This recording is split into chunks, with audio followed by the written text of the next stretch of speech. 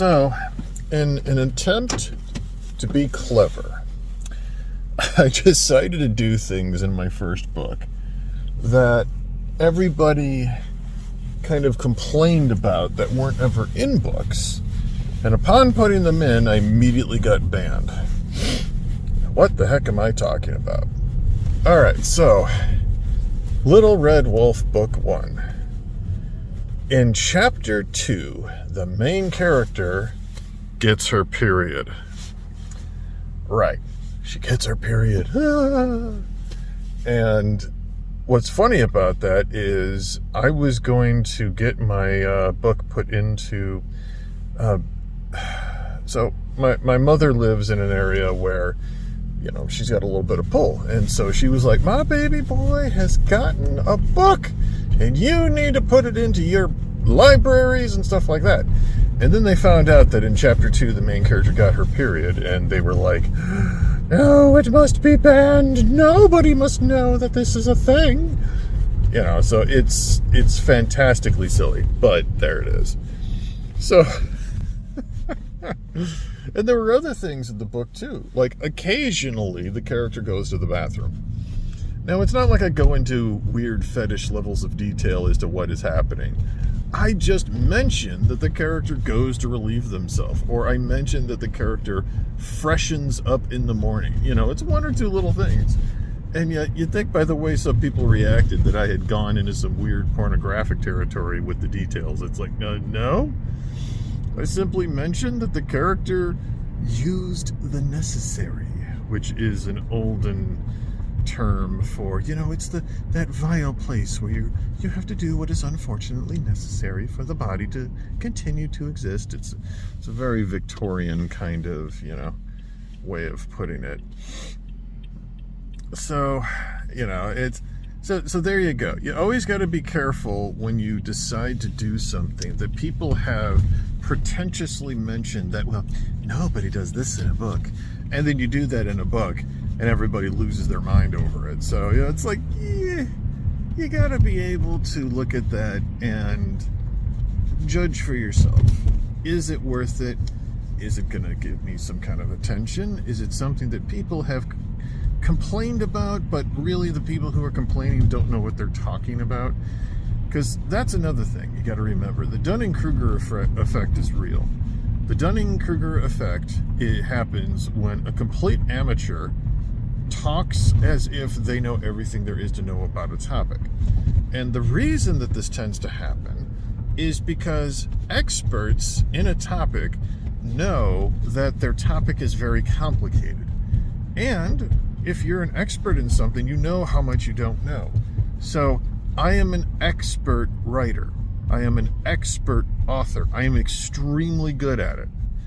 And my self-doubt is legendary. I am really hard on myself, and I'm always very uncertain if the book I've written is any good until certain people read it, and then they go, yeah, no, of course it's good. Why wouldn't it be good?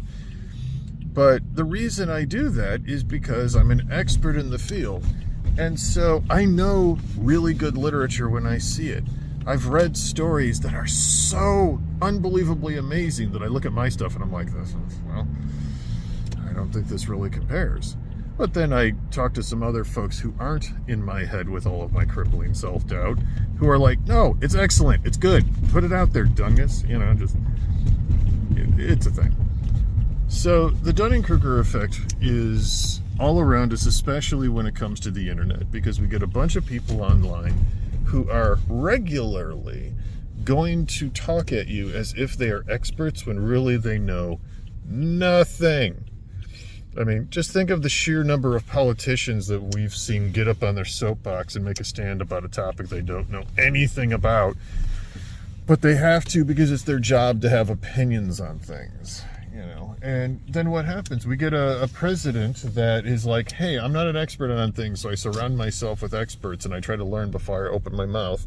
And his political opponents are like, oh, he hesitated. He obviously doesn't know what he's talking about. And it's like, yeah, I kind of want somebody with the humility to be like, I might actually not know what I'm talking about and might need an actual expert for this. Sorry, I went off the rails a little bit there.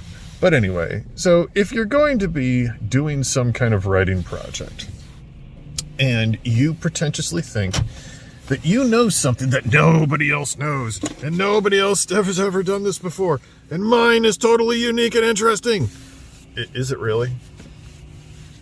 See if you can find other examples of what you've done. See if you can find other examples of this kind of thing already being made. You might discover that actually other people have done this thing that you think you have just invented, but it was terrible and very poorly received, so they never did it again. As for my characters who do things like menstruate and use the restroom on occasion, I make certain, in the first book, I had a lot more focus on that kind of thing, and in the second book to a certain degree. And by the third book, it had almost completely fallen off. Now, that isn't to say that I never did it. You know, I still occasionally mentioned the passage of time by mentioning the fact that the main character, who is female, has a cycle that they have to deal with. It's one of the things that she's worried about when initially getting ready to leave her home to village and go off into the wilderness. She goes to her mentor and she goes, well, what happens if I am out in the wilderness and I get some kind of nasty infection? And her mentor says, oh, garlic. Why do I know this? Because I'm surrounded by like different types of women who like various remedies, those various home remedies, and they talk about it and I listen. And by the way, if you have a community that you are not specifically a part of that you're going to be talking about, like, oh, I don't know, the opposite sex, you should probably communicate with them, find out what is really going on in their lives so that you can represent them accurately. Until next time.